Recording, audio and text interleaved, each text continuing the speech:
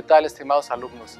Bienvenidos a este video en donde vamos a revisar el concepto de selectividad y rendimiento en el contexto de reacciones múltiples.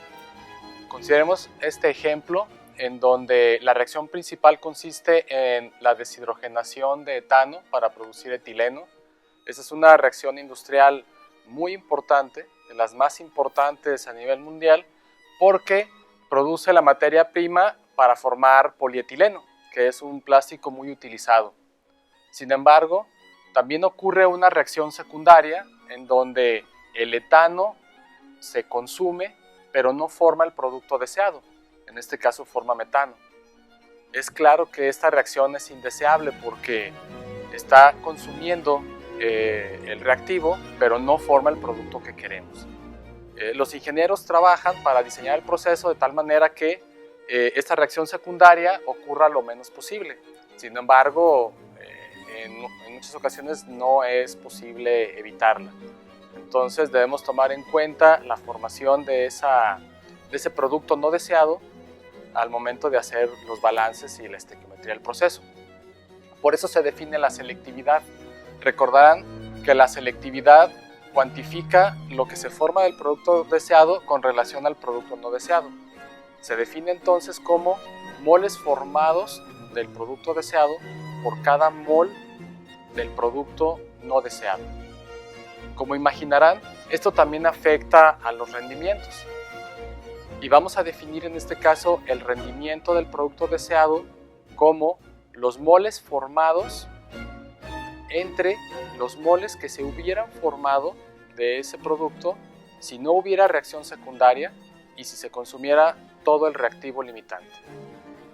Bien, para poner en práctica estos dos conceptos, rendimiento y selectividad, en el contexto de reacciones múltiples, vamos a resolver el siguiente ejercicio. Les pido que revisen el enunciado y tracen un diagrama de bloques.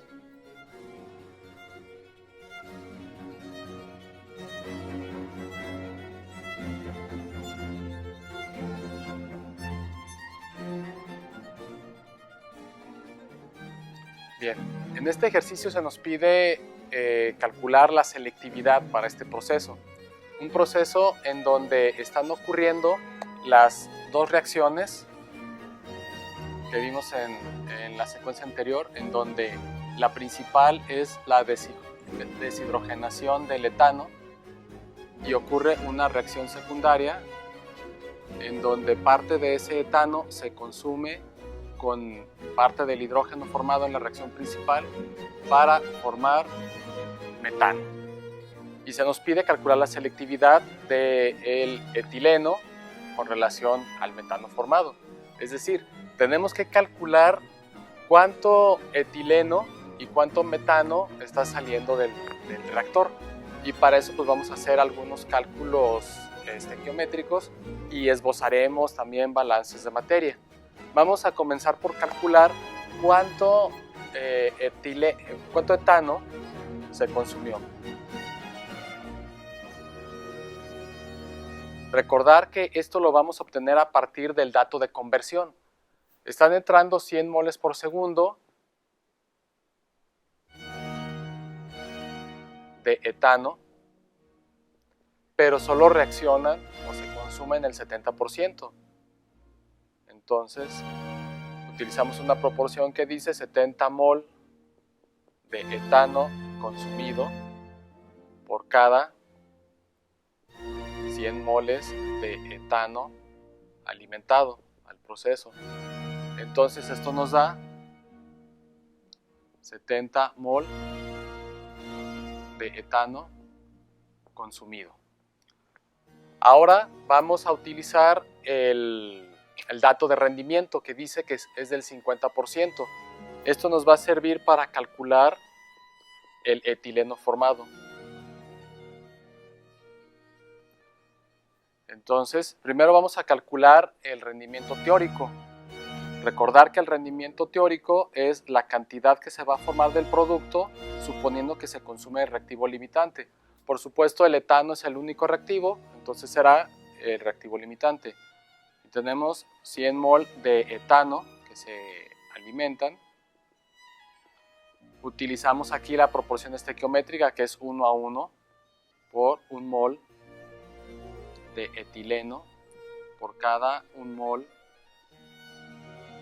de etano, y entonces esto da 100 moles por segundo de etileno como rendimiento teórico. Ahora, el rendimiento alcanzado es del 50%. Vamos entonces a multiplicar esos 100 moles por segundo de etileno teóricos por 50 mol de etileno formado por cada 100 mol de etileno teórico. Es decir, si se consumiera todo el reactivo limitante, obtendríamos 100 moles por segundo de etileno, pero el rendimiento es del 50. Entonces vamos a obtener solamente 50 mol por segundo de etileno formado.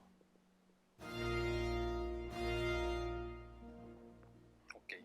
Ahora, a partir de los cálculos que tenemos aquí, vamos a calcular cuánto etano se consumió en la segunda reacción. Ok, partimos entonces de el etileno formado con la ayuda de la proporción estequiométrica que dice que es 1 a 1 entre etileno y etano. Calculamos los moles por segundo que se consumen de etano en la reacción principal. Y recordarán que ya habíamos calculado el consumo total de etano a partir de la conversión. 70 moles por segundo de etano se están consumiendo. De esos 70, 50 se consumen en la reacción principal. Entonces la diferencia, es decir, 20 moles por segundo de etano, se consumen en la reacción secundaria. A partir de este consumo de etano vamos a calcular la formación de metano.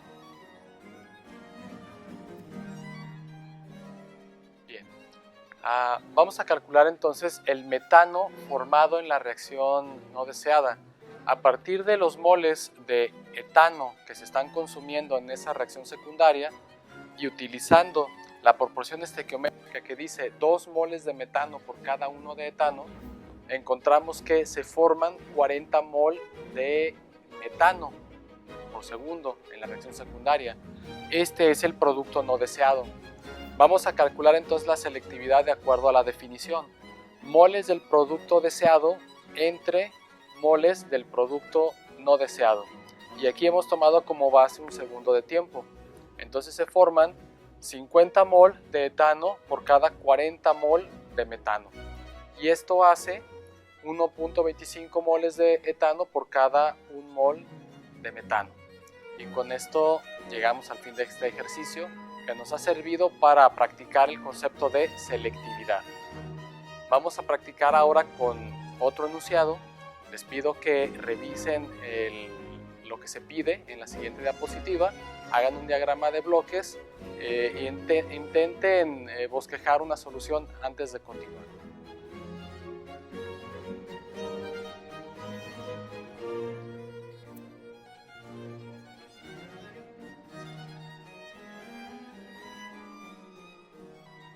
En este ejercicio se nos pide calcular la alimentación necesaria de etileno a este proceso para producir 1000 moles por hora de óxido de etileno en una reacción cuya estequiometría tenemos aquí. 1 mol de etileno por cada medio mol de oxígeno para producir 1 mol de óxido de etileno. Sin embargo, también ocurre la reacción secundaria indeseable. Etileno con 3 moles de oxígeno produce 2 de dióxido de carbono y 2 de agua. Entonces, para poder calcular cuánto necesito alimentar de etileno, asumiendo que es el reactivo limitante, pues debemos calcular lo que se consume en la primera reacción y lo que se consume en la segunda, y después aplicar el porcentaje de conversión para poder obtener la alimentación de etileno. Les voy a pedir que pongan pausa en el video y calculen cuánto tiene que reaccionar de etileno en la primera reacción y cuánto en la segunda reacción.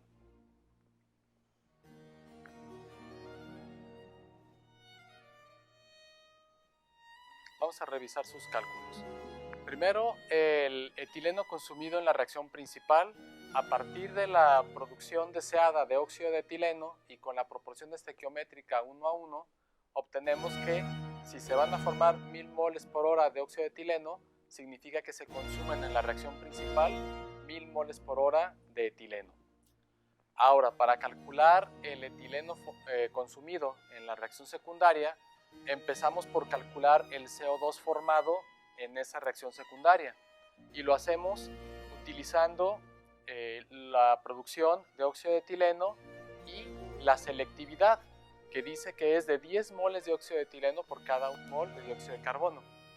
Entonces, si tenemos 1000 moles por hora de óxido de etileno por 1 mol de dióxido de carbono por cada 10 de óxido de etileno, esto es la selectividad, tenemos que se están formando 100 moles por hora de dióxido de carbono en la reacción secundaria.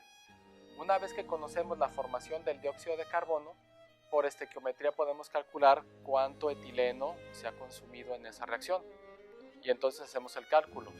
100 moles por hora de dióxido de carbono por 1 mol de etileno por cada 2 de dióxido de carbono, que es la proporción estequiométrica, y obtenemos 50 moles por hora de etileno. Ya tenemos el consumo en cada una de las dos reacciones. Lo que sigue ahora es obtener el consumo total y utilizar la conversión para entonces calcular la alimentación de etileno. Les pido que pongan pausa en el video y hagan estos cálculos.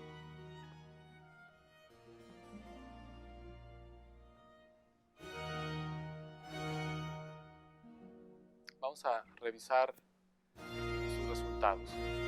Tenemos 1000 moles por hora de etileno que se consumen en la reacción principal o reacción 1, más 50 moles por hora de etileno que se consumen en la reacción secundaria o reacción 2, y esto nos da un consumo total de etileno de 1050 moles por hora. Ahora, esto es lo que se consume, pero no es lo que vamos a poner como alimentación a la entrada del reactor, ya que la conversión es solo del 85.1%. Entonces hacemos un cálculo con la conversión para calcular la alimentación al proceso. 1050 moles por hora de etileno consumidos por 100 moles de etileno alimentados por cada 85.1 moles de etileno consumidos. Esto es la conversión. Y eso nos da como resultado 1234 moles por hora de etileno alimentados al proceso. Es decir, en este diseño que estamos haciendo del proceso ya sabemos cuánto tenemos que alimentar de etileno. Ahora solo nos queda calcular el rendimiento porcentual alcanzado. Recordar que este se calcula suponiendo que toda la alimentación del reactivo limitante, en este caso etileno, se consume en la reacción principal para dar únicamente el producto deseado. Entonces, les pido que hagan este cálculo. Primero, cuánto se formaría de óxido de etileno si se consumiera todo el etileno en la reacción principal y qué porcentaje representa el rendimiento real respecto del teórico.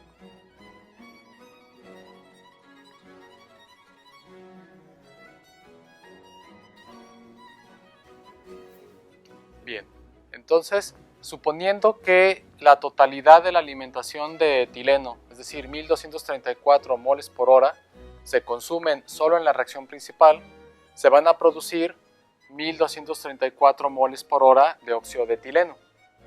Esto sería el rendimiento teórico si solamente ocurriera la reacción principal y se consumiera todo el reactivo limitante. Pero sabemos que el rendimiento real es de 1000 moles por hora de óxido de etileno. Eso es lo que estamos produciendo bajo las condiciones de reacción. Entonces dividimos el rendimiento real, 1000 moles de óxido de etileno, entre el rendimiento teórico, 1234, multiplicamos por 100 y obtenemos 81.0% de rendimiento. O sea que bajo estas condiciones el rendimiento es del 81.0%.